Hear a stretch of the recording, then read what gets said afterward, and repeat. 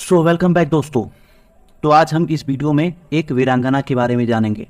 जी हाँ, जो कि स्वतंत्रता सेनानी थी और हमारे देश को आज़ाद कराने में बहुत अहम भूमिका निभाई। और बहुत ही दुर्भाग्य की बात यह है, आज की जनरेशन उनको जानती नहीं है।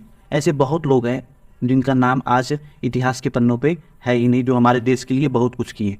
हालांकि वह जब देश आज़ाद करा रहे थे तो निस्वार्थ भाव से आज़ाद करा रहे थे। उनको कोई यश की कामना नहीं थी कि हमारा नाम होगा, हमें सब लोग जानेंगे। लेकिन यह हमारी जिम्मेदारी बनती है उनके बारे में हम जानें और उनका एफर्ट और उनका स्ट्रगल और उनका बलिदान को ध्यान में रखते हुए ये हमारी जिम्मेदारी है कि उनको हम अपनी तरह से कम जितना हो सके उतना रिस्पेक्ट दें।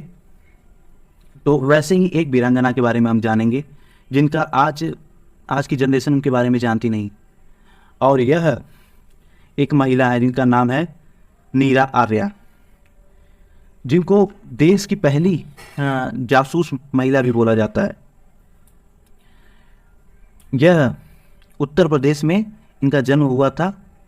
भागलपुर के खेखड़ा में हुआ था।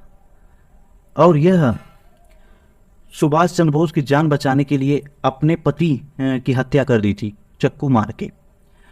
इनके पति जो थे ब्रिटिश के लिए काम करते थे, एक ऑफिसर थे। और नीरा आर्या अपनी पढ़ाई कोलकाता से की थी। कोलकाता से पढ़ाई करने के बाद यह आज़ाद हिंद फौज के संपर्क में आई। और जब इनको पता लगा कि इनके पति को मिला है जिम्मेदारी सुभाष चंद्र बोस को मारने के लिए, तो यह फौरन एक्शन में आके उनको चक्कू मार के मार डाली। इसके कारणवश इनको ब्रिटिश सरकार आजीवन कारावास घोषित कर दिया और इनके साथ बहुत ही गंदा व्यवहार किया गया।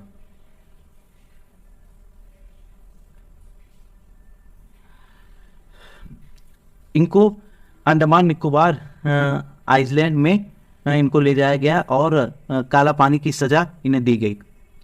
और इनसे बारंबार पूछा जा रहा था कि सुभाष चंद्र बोस कहाँ पे हैं, लेकिन यह अपना जुबान नहीं खोली। और हालांकि इतिहासकार यह भी मानते हैं अगर ये जुबान खोल देती तो ब्रिटिश गवर्नमेंट यह तय की थी कि इनको फिर छोड़ देंगे, लेकिन इन्होंने जुबान नहीं खोला। और उसके पश्चात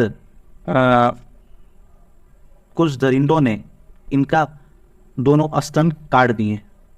उसके बावजूद पता नहीं कितने सालों तक ये जेल में रहीं। इसके बाद जब हमारा देश आज़ाद हुआ तो फिर यह बाहर आई।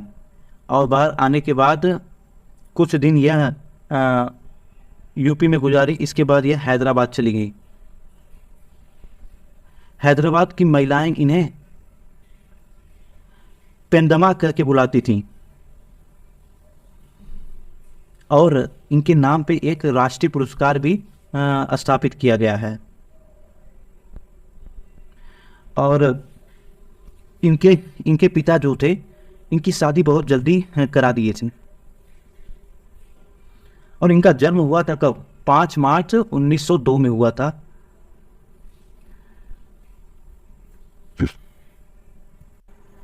नीरा आर्या जी को सुभाष चंद्र बोस द्वारा नागिनी नाम दिया गया था। इस नाम का यह अर्थ है बहुत ही जाबाज सिपाही। और इन्होंने जिस तरह सुभाष चंद्र बोस की जान बचाई, यह बहुत ही सराहनीय है। इसकी हमें बहुत ज़्यादा तारीफ़ करनी चाहिए। इनके नाम खिताब है पहली महिला जासूस का। और यह देश के लिए विधवा होना मंजूर की और अपने प्रेम को भी ठुकराई, अपने पति की हत्या कर दी। इनकी अब जीवन का कुछ अंतिम क्षण हम देखते हैं। जीवन के अंतिम दिन इनके कुछ खास नहीं गए।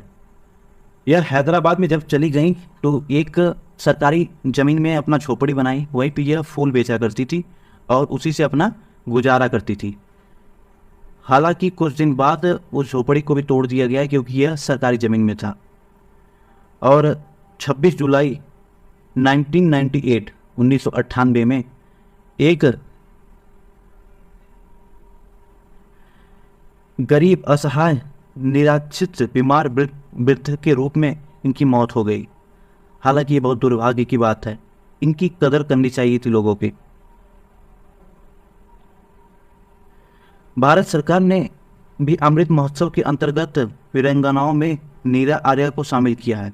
हालांकि बाद में भारत सरकार ने इनको शामिल कर लिया वीरांगनाओं में। हालांकि करना ही चाहिए, ये वीरांगना है और इससे हमें काफ़ी मोटिवेशन मिलती है, काफ़ी सीख मिलती है कि अपने देश के प्रति वफादार रहना हमारी फर्स्ट प्रायोरिटी होनी चाहिए और सेकंड प्रायोरिटी हमारी कुछ भी हो। सो आई होप आप लोग को समझ में आया होगा, अच्छा लगा होगा। So thank you so much. Next video में किसी और हीरोज़ के बारे में जानेंगे जिनके बारे में इतिहास पे ज़्यादा पन्नों में नहीं छपा है, लेकिन हम आप लोग के लिए स्टोरी लाएंगे, उनके बारे में बताएंगे।